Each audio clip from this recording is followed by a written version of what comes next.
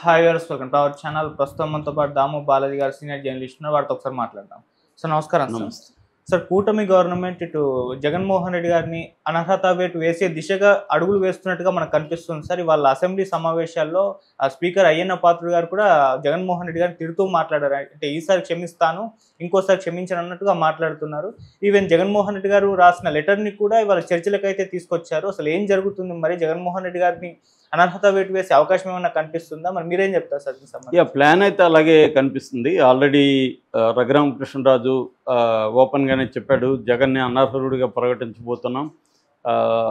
ప్రకటిస్తే ఉప ఎన్నికలు పులివెందులకు వస్తాయి, పులివెందుల ఉప ఎన్నికల్లో నేనే కూటమి తరపున ఇన్ఛార్జిగా ఉంటానని కూడా ఆయన చెప్పాడు.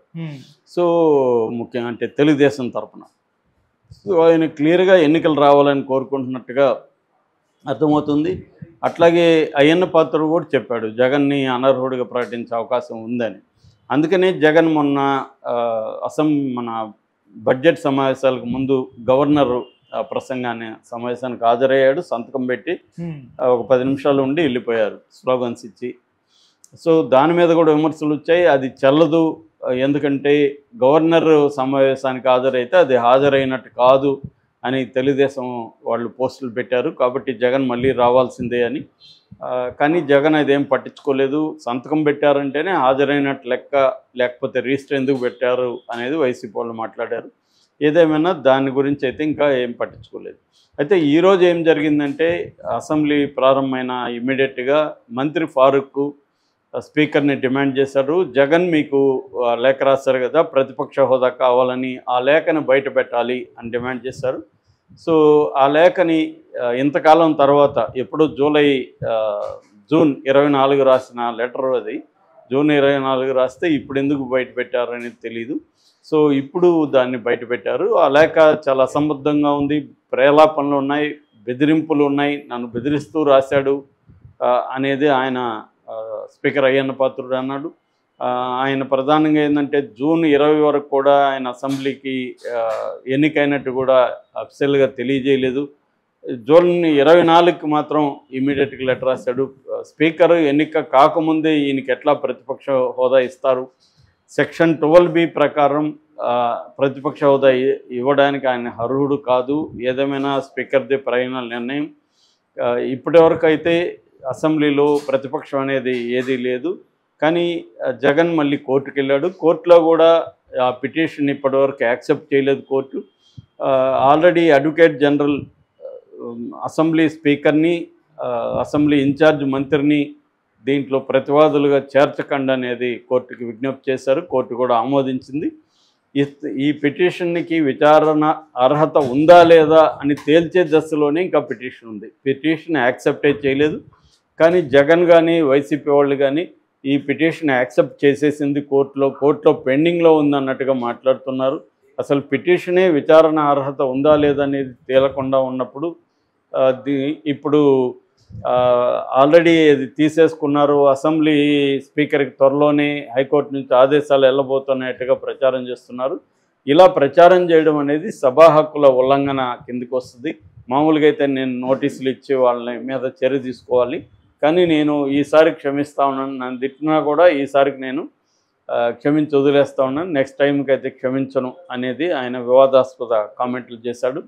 సో దీనికి వైసీపీ వాళ్ళు ఏం సమాధానం ఇస్తారు చూడాలి. అంటే తాము లేనప్పుడు తాము రాసిన లెటర్ స్పీకర్కి రాస్తే దాన్ని ఇలా చర్చించడం కరెక్ట్ కాదు, దాంట్లో ప్రేలాపనలు ఉన్నాయని ఇంకొకటి ఉన్నాయని ఆయన మాట్లాడడం కరెక్ట్ కాదు. ఏం ప్రేలాపనలు ఉన్నాయి, తన హక్కుగా తనకు ప్రతిపక్ష హోదా ఇవ్వాలి. ఎందుకంటే ఇంకా అసెంబ్లీలో ప్రతిపక్షం అంటే ఎవరున్నారు, జగనే ఉన్నాడు. తక్కువ వచ్చినాయా లేదనేది పక్కన పెడితే సీట్లు జగన్కే ఇవ్వాలి కదా ప్రతిపక్ష హోదా, ఎందుకు ఇవ్వట్లేదని జగన్ పాయింట్ ఆఫ్ వ్యూ. గతంలో ఇదే చంద్రబాబు ముఖ్యమంత్రిగా ఉన్నప్పుడు 95 నుంచి 99 వరకు, మధ్యలో ఎన్టీఆర్ తర్వాత చంద్రబాబు కూడా ఉన్నాడు. 94లో జనార్దన్ రెడ్డి ఉన్నప్పుడు కాంగ్రెస్లో వాళ్ళకి 26 సీట్లు ఉన్నప్పటికి కూడా వాళ్ళకి ప్రతిపక్ష హోదా ఇవ్వలేదా? ఆయన ప్రతిపక్ష నాయకుడిగా ఆయన్ని పెట్టుకున్నారు కదా, మరి చంద్రబాబు ఉన్నప్పుడు అప్పుడెందుకు ఇచ్చారు అనేది జగన్ అడుగుతున్నారు. సో ఇది లీగల్గా తేలాల్సిన అంశం. దీన్ని ఏదైనా రాజకీయ నాయకులు ఏ అంశాన్నైనా లీగల్ అంశాన్ని కూడా పొలిటికల్గానే వాళ్ళు ఉపయోగించుకోవడానికి ట్రై చేస్తారు. అలాగా జగన్ అసెంబ్లీకి రావాలా అని వాళ్ళు డిమాండ్ చేస్తున్నారు.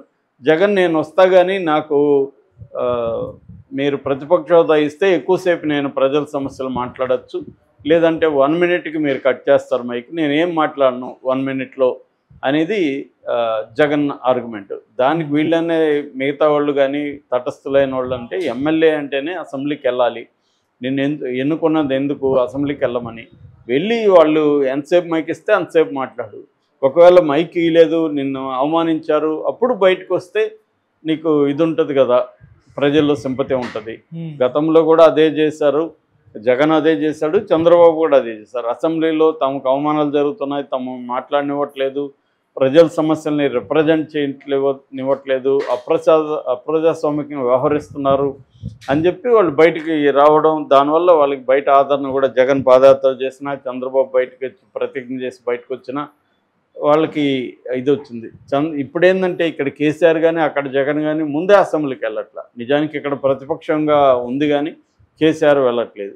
కానీ కేసీఆర్కి వెళ్ళకపోయినా కూడా మన కేటీఆర్, హరీష్ రావు వీళ్ళంతా ఉన్నారు కాబట్టి ఆ కొరత లేకుండా చూసుకున్నారు. కానీ జగన్ ఉన్నదే 11 మంది, వీళ్ళు అసెంబ్లీకి వెళ్ళకపోతే ఎలాగా అన్న విమర్శలు అయితే జగన్ మీద వస్తున్నాయి. కానీ జగన్ అవేం పట్టించుకోవట్లేదు, తన మొండిగా తన వాదనని తీసుకెళ్తున్నాడు. ఈ కాంటెక్స్ట్లో అయ్యన్న పాత్రుడు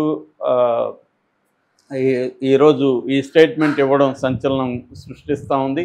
అంటే వీళ్ళు ఒక ప్లాన్డ్గా జగన్ని ఎక్స్పోజ్ చేస్తూ ప్రజల్లో అప్పుడు డిస్క్వాలిఫై చేసినా కూడా ఇబ్బంది ఉండదు, ఎందుకంటే ఇప్పుడు డిస్క్వాలిఫై చేస్తే జగన్ చూడు నన్ను కావాలనే డిస్క్వాలిఫై చేశారు అనేది ఒకటి వస్తుంది. దాని తర్వాత కోర్టుకు వెళ్తాడు, ఎలక్షన్లు వస్తాయి రావో తెలియదు ఒకటి. రెండోది, ఒకవేళ ఎలక్షన్లు ఇప్పుడు వస్తే జగన్కి మళ్ళీ మరింత మెజార్టీ వచ్చిందా, అక్కడ జగన్ ఓడించడం అయితే కష్టం, కానీ మరింత మెజార్టీ రాకుండా జగన్ని మెజార్టీ తగ్గించగలిగితే ఖచ్చితంగా కూటమికి మైలేజ్ వస్తుంది.